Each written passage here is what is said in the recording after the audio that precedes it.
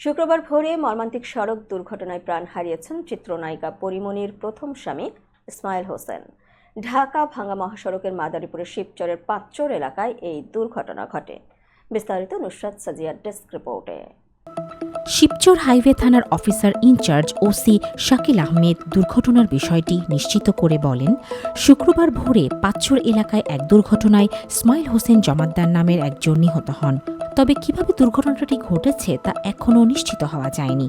জানা গেছে, ইসমাইল তার বন্ধু মনিরকে সঙ্গে নিয়ে বৃহস্পতিবার রাতে মোটরসাইকেলে করে বাড়ি থেকে ঢাকায় যাচ্ছিলেন। ভোরে ঢাকা ভাঙ্গা এক্সপ্রেসওয়েতে পেছন থেকে একটি ট্রাক তাদের মোটরসাইকেলকে ধাক্কা দেয়। এতে তারা উভয়ই গুরুতর আহত হন। স্থানীয়রা তাদের উদ্ধার করে দ্রুত ঢাকা মেডিকেল কলেজ হাসপাতালে নিয়ে যান। সেখানে চিকিৎসক ইসমাইলকে মৃত ঘোষণা করেন। আহত মনিরকে প্রাথমিক চিকিৎসা শেষে আগারগাঁও পঙ্গু হাসপাতালে পাঠানো হয়। পরে তার একটি পা কেটে ফেলতে হয়। ইসমাইলের মৃত্যুর বিষয়টি গণমাধ্যমকে নিশ্চিত করেছেন তার চাচা কবির হোসেন জমাদ্দার। তিনি জানান, ইসমাইল মঠবাড়িয়া উপজেলার মিরুখালী ইউনিয়নের ছোট শৌলা গ্রামের বাসিন্দা। তার বাবা জাকির হোসেন জমাদ্দার একটি ব্যাংকের কর্মকর্তা। ইসমাইলের প্রথম বিয়ে হয়েছিল চিত্রনায়িকা পরীমনির সঙ্গে। 2012 সালের 28 এপ্রিল শামসুন্নাহার স্মৃতি ওরফে পরীমনির সঙ্গে বিবাহ বন্ধনে আবদ্ধ হন তিনি।